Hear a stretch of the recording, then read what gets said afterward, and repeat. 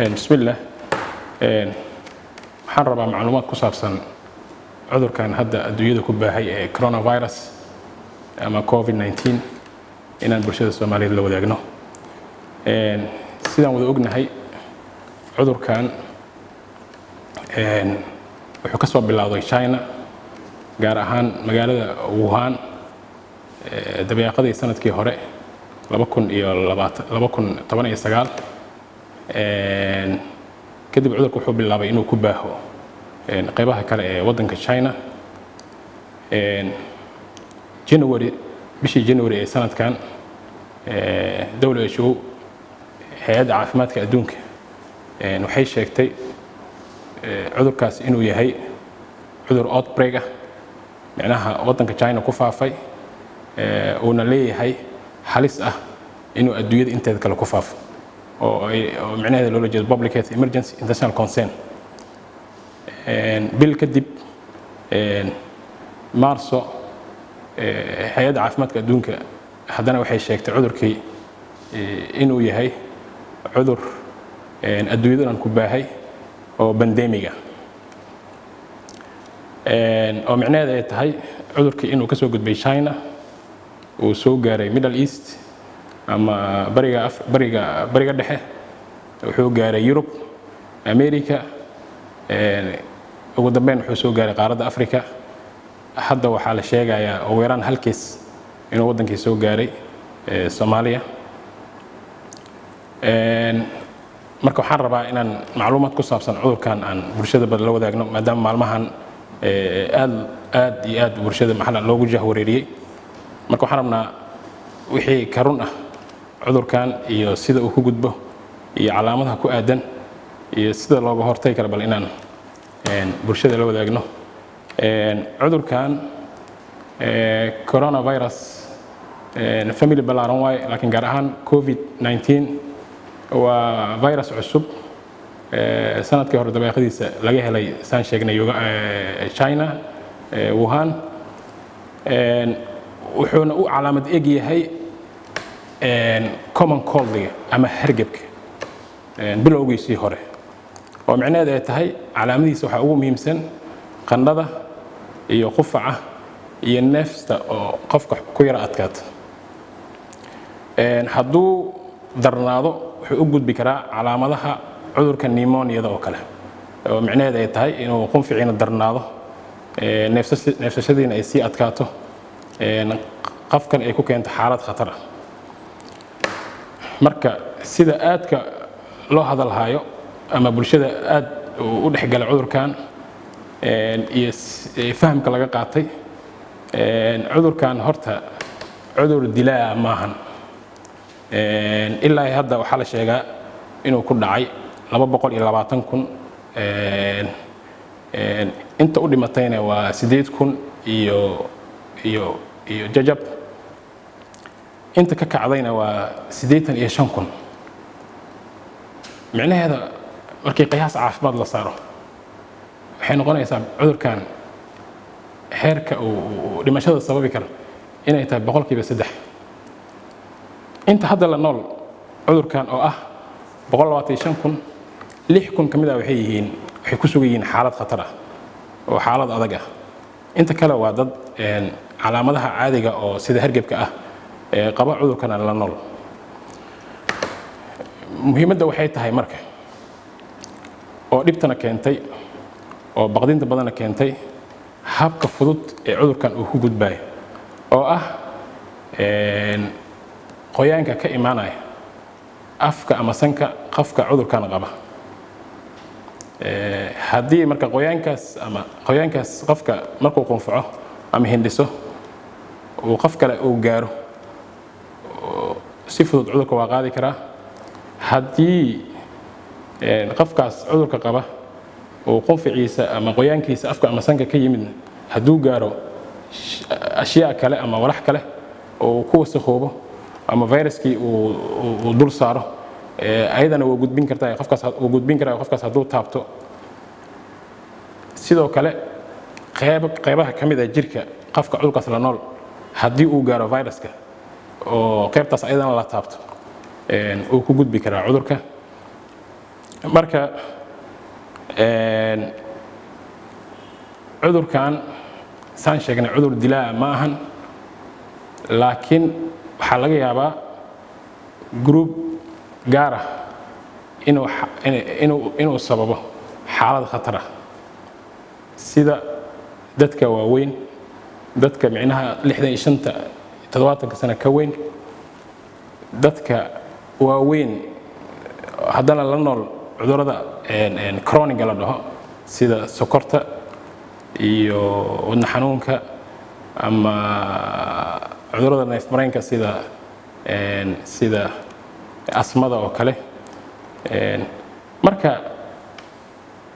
dhimashada inta badan ama xaaladaha adag ee cudurkan wuxuu ku badan yahay dadkaas gaarka aan sheegnay oo dadka da'da ah oo sidoo kale haddana la nool maxaa la dhahaa cudurradaas halista ah ama khatarta ah dadka kale waxay noqon karaan dadka isticmaala balwada oo kale sigaarka iyo shiishada iyo wixii la mid ah maxaa yeelay cudurkan wuxuu asiibaan dhahnay lankiska ama sambabaha marka maadaama sambabahooda ay marka hore ayaga afagta gareeyeen oo ay dhibaateeyeen waxaa sahlanaanaysa in cudurkii si sahal uu ku dhibaateeyo qofkan uu geliyo xaalad khatar ah marka sidee looga hortagi karaa cudurkan oo loo yareyn karaa inuu baaho kow waxa waaye qofka cudurkan la xaqiijiyey in laga helay oo la baaray oo laga helay qofkaas waa la karantiilaya micnaheeda waxa waaye si gaara loo bixinayaa meel gaara la geynayaa waana la baxnaaninaya oo waa la daryeelaya kow sidoo kale waxaa la karantiilayaa qof ka yimid meel cudurkan uu ka jiro calaamadaha cudurkanna ay ka muuqdaan sida qufaca qandhada iyo ama neefsashada oo qofka dhibaysa qofka noocaasana asagana waa la karantiilayaa oo si gaara loo bixinayaa inta laga xaqiijinayo inuusan cudurkan qabin qofka labaad wuxuu noqonayaa qof la kulmay qof cudurkan qaba laakiin aysan calaamad ka muuqan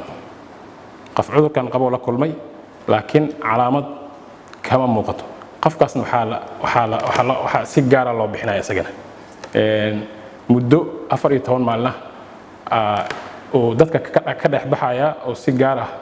ayuu kaligiis meel gaar ah oo ku qaadanaya muddada 14 maalin oo micnaheedu ay tahay waxaa la dhoorayaa inay ka soo muuqdaan calaamadaha cudurkaas marka qofkaas haddii 14 maalin uu dhamaysto aysan calaamadaha ka soo muuqanin waa qof yoo waaye waana xor haddii calaamadaha ay ka soo muuqdaanne karantiila loo gudbinaya oo daryeel iyo karantiil iyo dadka laga dhex saaraya marka midkan aan dhahnay maxaa la dhahaa la kulmay qof calaamadahan aan ka muuqanin waxaan dhahnay waxa waaye dadka laga dhex saaraya sidoo kale qof calaamadihii isku arkay laakiin uusan hubin inuu qof cudurkan qaba uu la kulmay asagana waxaa fiican inuu bulshada inteeda kale uu ka dhowrsado oo ku ekaado gurigiisa xitaa guriga dhexdiisa familiga intiisa kale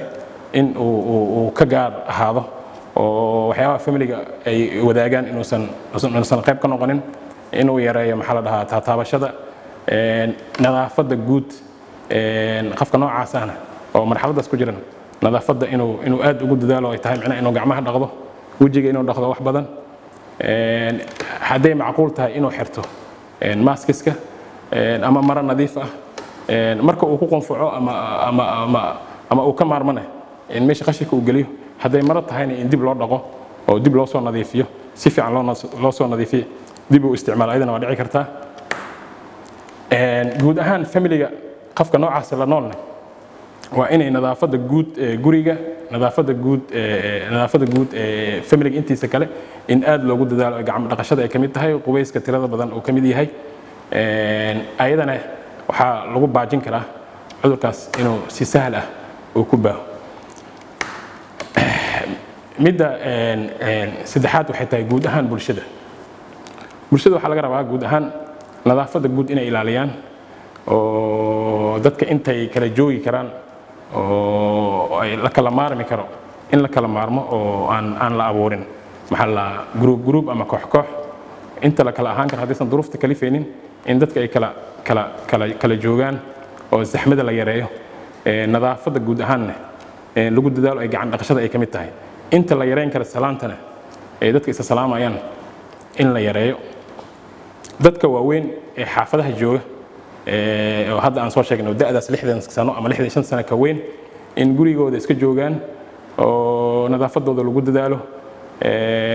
maxaa la dhahaa in contactiga laga yareeyo maxaa la dhahaa dadkaas la yeelanayo. sidoo kale dadka la nool dhibaatooyinka cudurkan dadka la nool maxaa la dhahaa chronic disease-ka ayagana sokorta iyo dhiigkarka iyo dadka asmada oo kale ayagana waxaa fiican inta ay ka gaabsan karaan bulshada inteeda kale inay ka gaabsadaan oo meel nadiif ah hawo nadiif ah iyo cuno nadiif ah inay ku dadaalaan. nadaafadda guud ahaanna ay ku dadaalaan. marka bulshada guud ahaan waxaan usoo jeedinaynaa nadaafadda guud in la ilaaliyo. qofkii isku arka maxaa la calaamadaha cudurkan hadduusan ahayn xitaa oo hargab yahay ama cudur kale yahay waxaa fiican inuu ka baaqsado maxaa la dhahaa inuu dadka soo dhex galo muddo inuu gurigiisa ka joogo caafimaadkiisa ku dadaalo nadaafadda guudna ku dadaalo. waxaan rajaynaynaa insha Allah intaas haddii la sameeyo inuu cudurka uu yaraan doono lagana gudbi doono insha Allah marxaladan adag. marka intaasaan jeclaystay inaan bulshada Soomaaliyeed la wadaago. waana mahadsantiin. Assalaamu calaykum waraxmatullahi.